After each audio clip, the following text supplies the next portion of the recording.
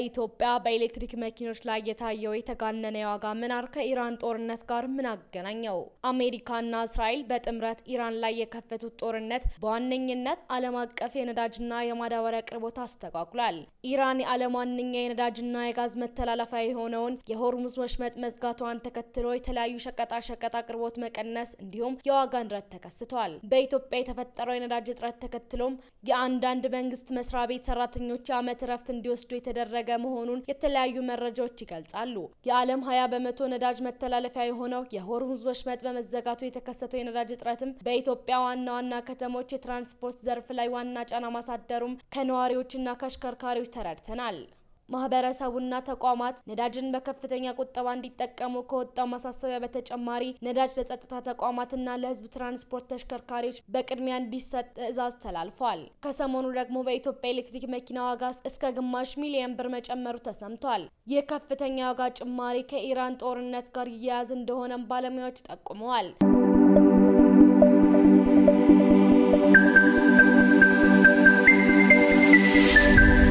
ሰላም ጤና ይስጥልን ወደ የተከበራችሁ የጎ ቲቪ አድማጭ ተመልካቾቻችን በያላችሁበት ሰላምታችን ይድረሳችሁ። የዘወትር ሐሙስ ረፋድ ላይ የሚደርስላችሁ የትንታኔ ፕሮግራማችን ጀምሯል። ፕሮግራም በመምራት አብራችሁ ቆይታ የማደርገውም እኔ ሳራባትና ከመላው የስቱዲዮ ባለሙያዎቻችን ጋር በጋራ በመሆን ነው። እስከ ፕሮግራም ፍጻሜ ድረስም አብራችሁን ትቆዩ ዘንድ በአክብሮት እንጋብዛለን።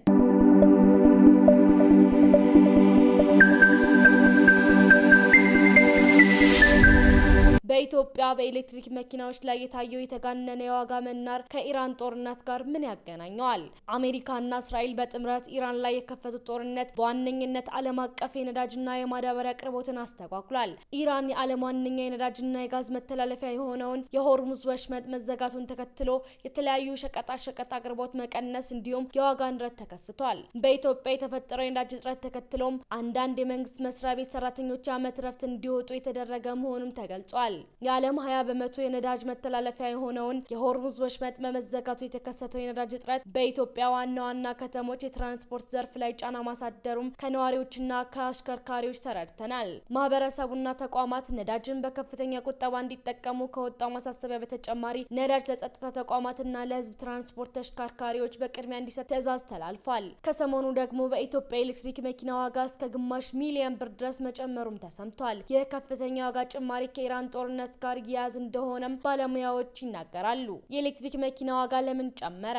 የአውቶሞቲቭ ጉዳዮች ተንታኝ አቶ ብሩክ አወቀ እንደሚሉት በኤሌክትሪክ ተሽከርካሪዎች ላይ ዋጋ ጭማሪ የታየው ከጦርነቱ ቀደም ብሎ ነው። ከሁለት ወር ቀደም ብሎ በኤሌክትሪክ ተሽከርካሪዎች ላይ የታየው ዋጋ ጭማሪ ከጦርነቱ ወዲህ ደግሞ እንደተባባሰም ይናገራሉ። ከትንንሽ መኪኖች ብንነሳ ከ400 ሺህ ብር ጭማሪ እስከ 1 ሚሊዮን ብር ዋጋ ጭማሪም የተደረገ ነው። ለጭማሪ ዋነኛ ምክንያት የማጓጓዝ ዋጋ መጨመሩ ነው ብለውም ተናግረዋል። በጦርነቱ ምክንያት በተፈጠረው የባህር ላይ እንቅስቃሴ መስተጓጎል ምክንያት በመርከብ በአንድ ኮንቴነር ከ2500 እስከ $4000 ጭማሪ እንዳለ አቶ ብሩክ ጠቅሰዋል። ጭማሪው በተጋነነ መልኩ በኤሌክትሪክ ተሽከርካሪዎች ላይ ቢታይም ከነዳጅ የሚሰሩ አነስተኛ የበጀት መኪናዎች ላይም ጭማሪ የተስተዋለ እንደሆነም ተናግረዋል። ለምሳሌ ሱዙኪ ዲዛይር መኪና ከዚህ ቀደም ይሸጥ የነበረው 3,300,000 ብር ሲሆን አሁን ዋጋው ከ4 ሚሊዮን 300 ሺህ ብር በላይ ደርሷል። የኢትዮጵያ የመኪና ገበያ ላይ ጭማሪ ሲደረግ አዳዲስ መኪኖች ሳይሆኑ አገልግሎት የሰጡም ዋጋቸውን እንደሚወደድ ባለሙያዎች ይናገራሉ። ከውጭ ከሚገቡ የኤሌክትሪክና የነዳጅ መኪኖች በተጨማሪ በሀገር ውስጥ የሚመረቱ ወይም የሚገጣጠሙ ተሽከርካሪዎች ላይም ጭማሪ ይስተዋላል። አቶ ብሩክ ለውጡም ሲያብራሩ ጭማሪ የታየው የኤሌክትሪክ መኪና ስለጨመረ ወይም ሰው ነዳጅ ስቶ ወደ ኤሌክትሪክ ስለዞረ አይደለም። ሰዎች የነዳጅ ዋጋ ጨመረ ወይንም እጥረት ተከሰተ ሲባል በቀላሉ ይደነግጣሉ። የኤሌክትሪክ መኪና ፍላጎት መጨመር ከዚህ በፊትም የታየ ነው ይላሉ። ከነዳጅ አቅርቦትና ዋጋ ጋር በተያያዘ የሚፈጠረው ስጋት ተጠቃሚዎች ወደ ተሻለው አማራጭ እንዲያዘነብሉ ገፊ ምክንያት መሆኑን ያስረዳሉ። በኢትዮጵያ አብዛኛው የመኪና ገዢ የሚያከናውነው መካከለኛ ገቢ ያለው ማህበረሰብ ክፍል መሆኑን በመጥቀስ በብዛት የሚሸጡ በዋጋቸው አነስ ያሉ የቢዋይዲ ተሽከርካሪዎች መሆናቸውም የአውቶሞቲቭ ጉዳዮች ተንታኙ ይናገራሉ። አንድ ጊዜ ቻርጅ ተደርጎ እስከ 400 ኪሎ ሜትር የሚጓዘው የቢዋይዲ መኪና አይነት ከኢራን ጦርነት በፊት ወደ 3,300,000 ብር ይሸጥ የነበረ ሲሆን አሁን ዋጋው እስከ 3,800,000 ደርሷል። ይህ መኪና የበጀት መኪና በሚል በተመጣጣኝ ዋጋ ገበያ ላይ ይገኝ የነበረና $10,000 የሚሸጥ መኪና ከመሆኑ አንጻር ለምን ኢትዮጵያ ውስጥ ከ4 ሚሊዮን ብር ያወጣል በሚል ገዢዎች እንደሚጠይቁ ተንታኙ ያብራራሉ። የአሽከርካሪ ገበያው ከኢራን ጦርነት በፊት ምን ይመስል ነበር?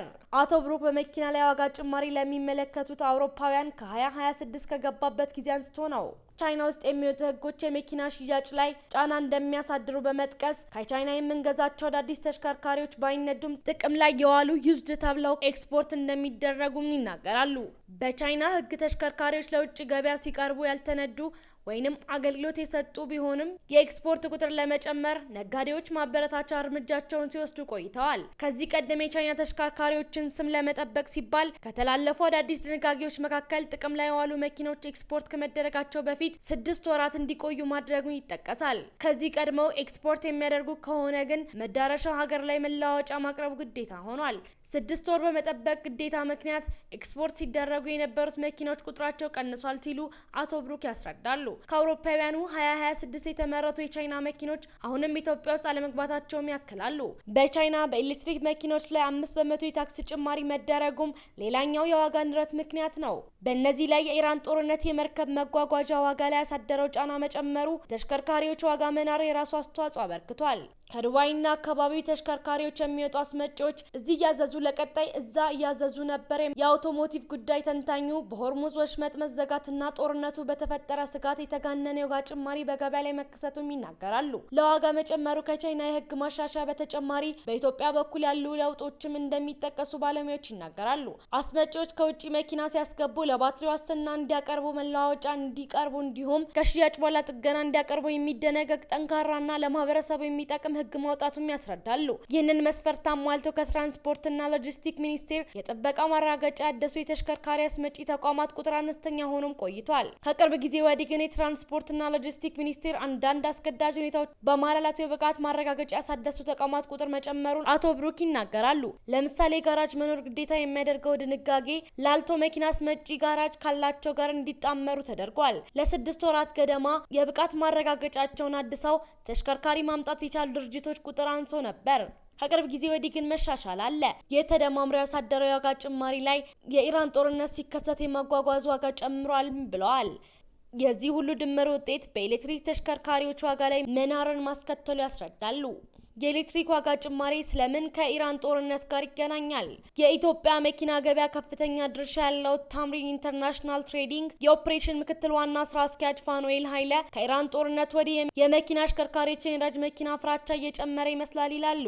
ብዙ አሽከርካሪዎች ከነዳጅ ወደ ኤሌክትሪክ የመሻገር ጉጉት እንዳሳዩና ገበያውም እንደሚያሳየው የፍላጎት መጨመር መሆኑን ጠቅሰዋል። አሁን ላይ ያለው የመርከብ ዋጋ ጉዞ መጨመር የተሽከርካሪዎች ገበያ ላይ ያሳደረው ጫና በጉልህ የሚታይ መሆኑንም ያስረዳሉ።